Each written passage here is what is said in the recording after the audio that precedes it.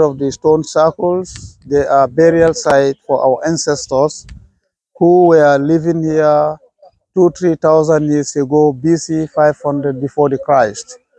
And unfortunately, some of them they died, and they had this in, they buried them here. They have this in mind that people like modern people like us will one day come and find out why these stones have been erected here.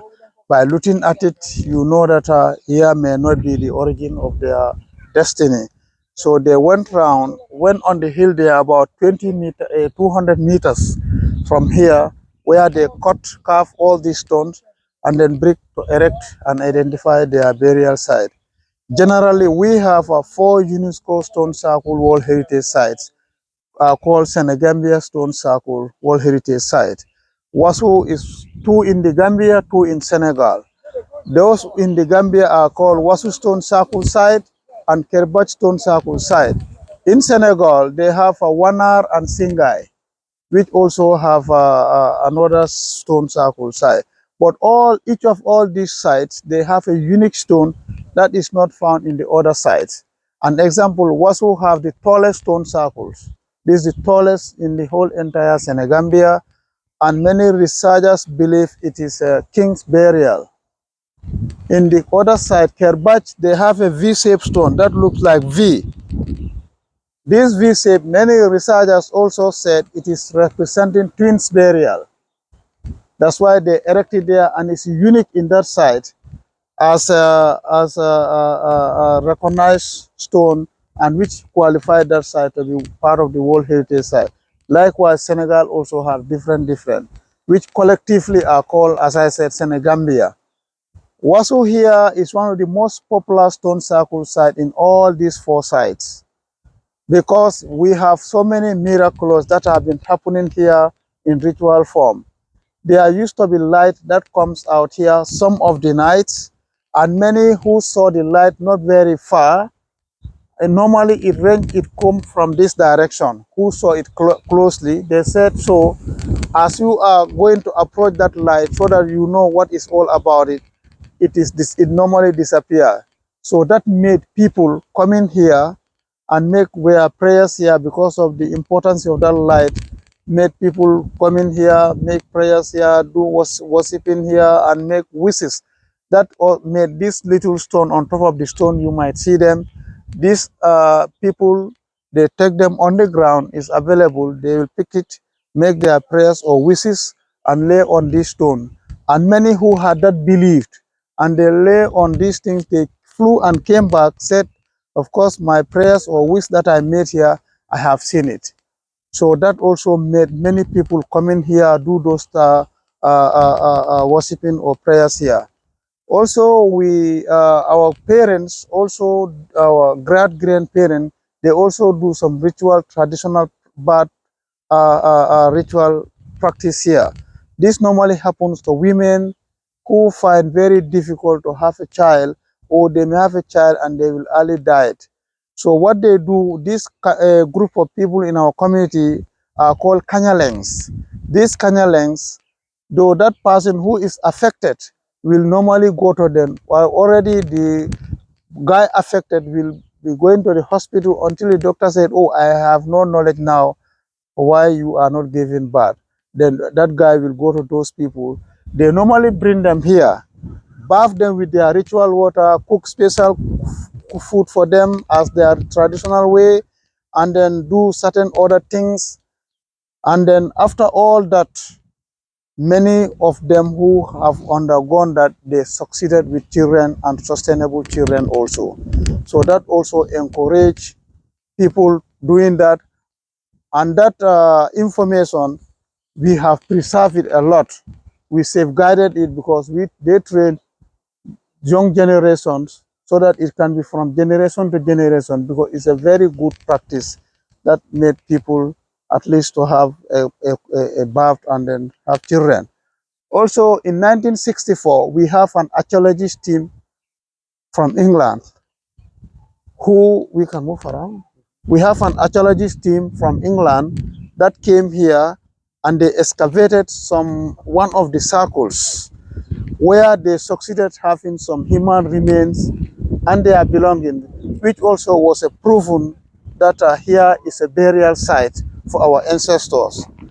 So most of the circles, they are multi-burials. More than one person is buried in these circles. More than one person is buried here. So initially, we thought was the number of stone standing is the number of people who were buried here. But unfortunately, when excavation took place in all, being Senegal or the Gambia, we found out that we cannot find that number of human buried. But it could be true, but because of the long stay it has, maybe more than 3,000 years ago, some bodies could be decomposed. That make the difference of total number of stone and the total found, that could be the difference. But generally what we believed, and which is the truth, they are for burial site.